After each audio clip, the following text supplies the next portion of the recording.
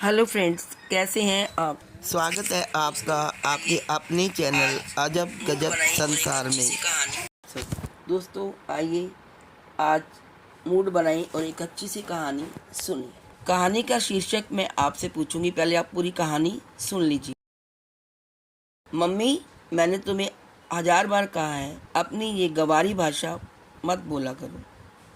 कल उसका international school में इंटरव्यू है।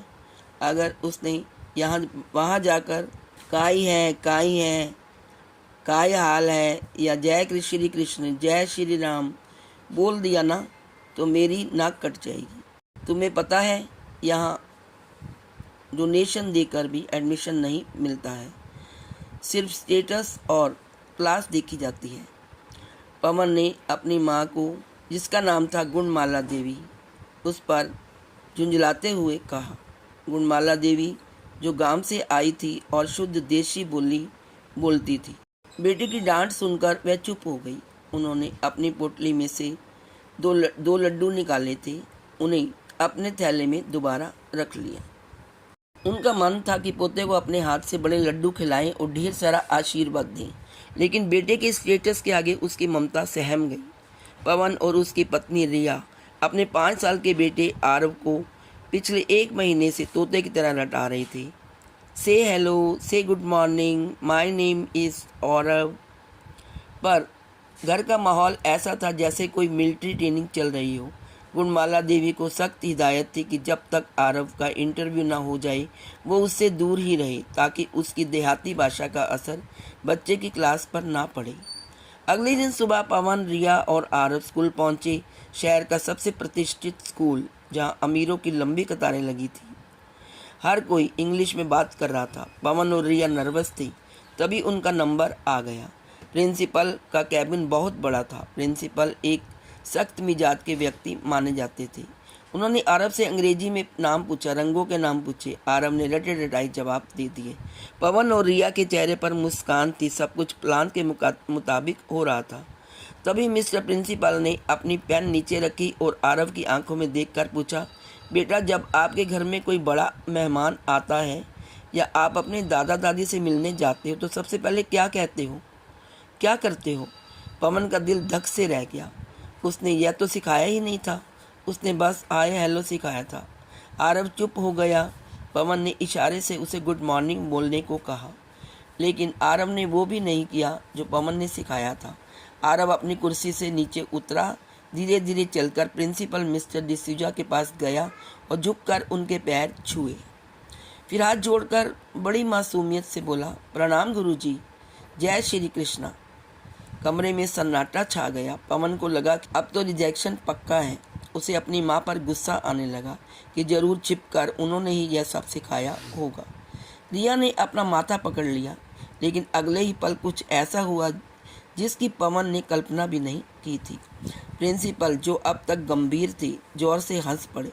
उन्होंने आरव को उठाकर गोद में बैठा लिया। मिस्टर पवन, प्रिंसिपल ने कहा, आज सुबह से मैंने 50 बच्चों का इंटरव्यू लिया। सब रोबोट की तरह हाय हेलो और गुड मॉर्निंग बोल रहे थे, लेकिन आपके बेटे ने जो किया वो हमारी संस्कृति है। यह संस्कार किताबों में नहीं मिलते। पवन हक्का बक्का रह गया। प्रिंसिपल ने आगे कहा, आजकल के पढ़े लिखे माँ बाप अपने बच्चों को अंग्रेज बनाने की होड़ में अपनी जड़ें काट रहे हैं। बच्चा अंग्रेजी तो स्कूल में सीख ही रहेगा, लेकिन बड़ों के पैर छूना, जय श्री कृष्ण कहना, अपनी भाषा पर गर्व करना, यह तो घर से ही मिलता है। कौन सिखाता है इसे यह सब? आरव चहकते हुए बोला, मेरी दादी। वो कहती है कि विद्या तो विनय देती है और सबसे बड़ी पढ़ाई झुकना होता है। प्रिंसिपल ने पवन की ओर देखा। उसकी माँ को मेरा प्रणाम कहिएगा। उनका पोता आज सिर्फ इसलिए सिलेक्ट हो गया क्योंकि उसके पास एक अलग पहचान है। भाषा संवाद का जरिया है, शर्म का विषय नहीं। घर लौटते वक्त गाड़ी में सन्नाटा था। पवन को अपने कहे शब्द याद आ रही थी।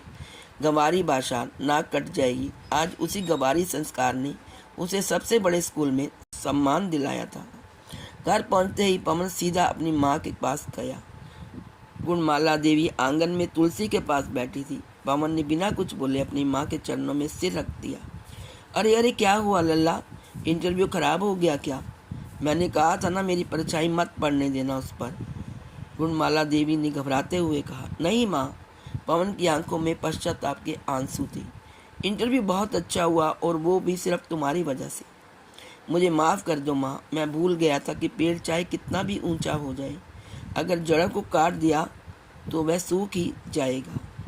पवन ने आरव को पास बुलाया और कहा, बेटा दादी को बताओ तुमने स्कूल में क्या किया। तब आरव ने गर्व से अपनी दादी को बताया कि मैंने जय श्री कृष्णा कहा और चरण स्पर्श किए तो मेरा सिलेक्शन हो गया। आधुनिक बनना गलत नहीं है, लेकिन अपनी जड़ों, अपनी भाषा और अपने बुजुर्गों को भूल जाना सबसे बड़ी नासमझी है। अंग्रेजी एक भाषा है, हुनर है, लेकिन हमारी मातृभाषा और हमारे संस्कार हमारी पहचान है। अपनी संस्कृति पर शर्मिंदा ना हो, बल्कि गर्व करें। जय श्री कृष्ण, राधे राधे। तो दोस्तों, ये कहानी आपको कैसी लगी कमेंट में ज़रूर लिखिए और एक अच्छा सा इसका टाइटल भी ज़रूर लिखिए। इसका टाइटल क्या होना चाहिए, हमारी संस्कृति या हमारी पहचान। Please like, share and subscribe. Thank you so much.